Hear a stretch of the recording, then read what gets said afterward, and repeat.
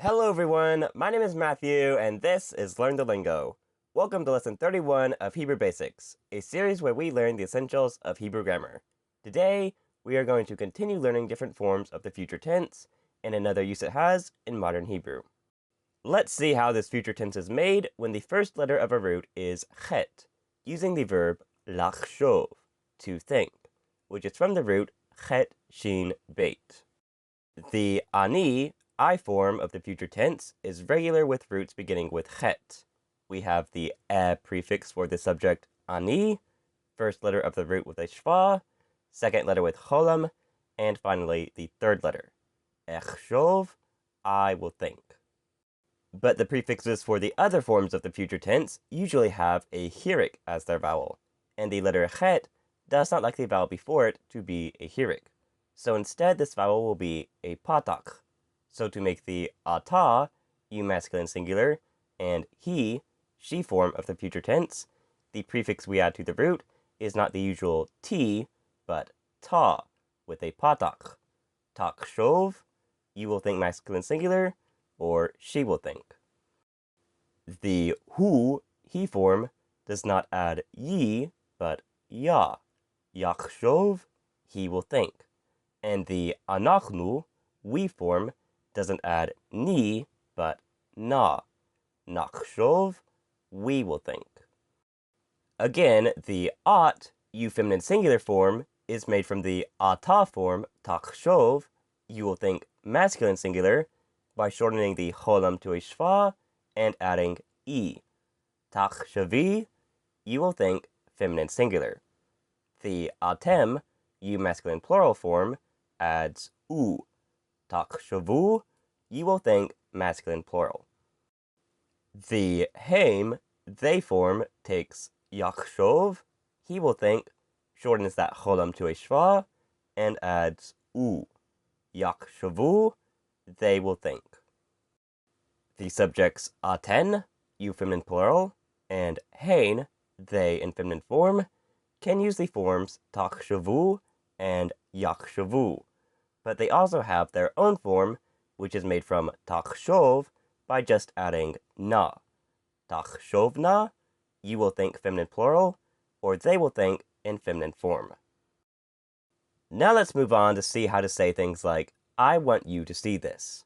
In Hebrew, sentences like this, expressing wanting someone to do something, will have this structure. I want that you will see this, using the future tense. So, I want is ani rotzeh if the speaker is a man, and ani rotzah if the speaker is a woman. I'll use ani rotzeh. That is the conjunction she, which attaches onto the next word, the verb you will see. Let's say that the you is masculine plural. We can make the masculine plural you form of the future tense from tir'eh. You will see masculine singular. Since this is from a root ending with hey, we take out that ending before adding the ending u. Tir'u, you will see masculine plural. This is et ze. Ani rotzeh shetir'u et ze. I want you to see this. Literally, I want that you will see this. Ani rotzeh shetir'u et ze.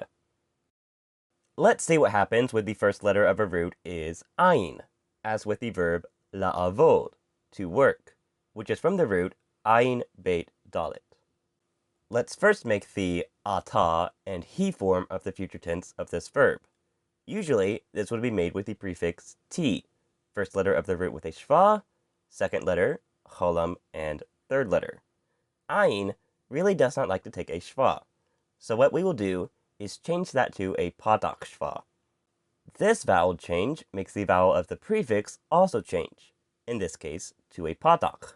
So the first two vowels will be a patak and patak shva instead of a hirik and shva.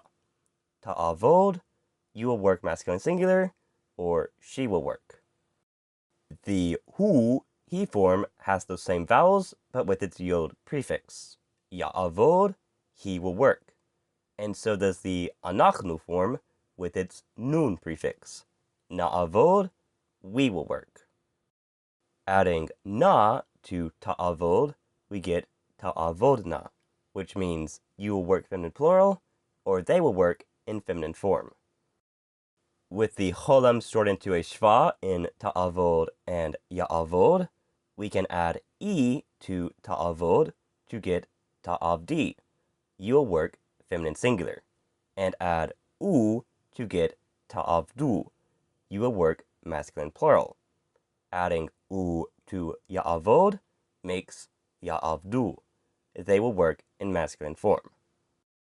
And finally, the ani, I form, which is a bit different. The first two vowels in the ani form will not be a patak and patak shva, but a segol and segol shva, because Alef tends to prefer e vowels over a vowels. E'evod, I will work. Roots beginning with hey can usually work the same way as roots beginning with ayin in the future tense.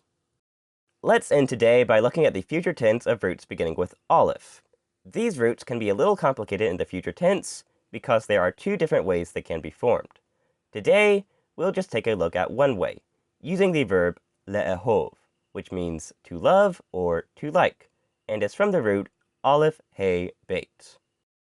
This way is similar to that of roots whose first letter is ayin or hey, except that instead of the first two vowels being a patak and patak shva, they are a segol and segol shva. Again, this is because Alef prefers e vowels over a vowels.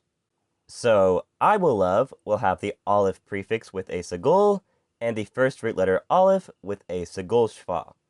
Then we'll have the second root letter hey. Under this hey, we'll put a patak instead of a cholam. This is not because of the first root letter Alef, but because of the second root letter hey. Remember that if this second letter is an aleph, ayin, chet, or hey, the vowel after it will be a patak instead of a cholam.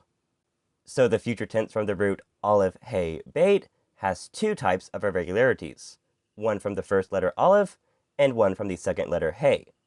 The third root letter beit makes no more irregularities, so we get e'ehav to mean I will love or I will like.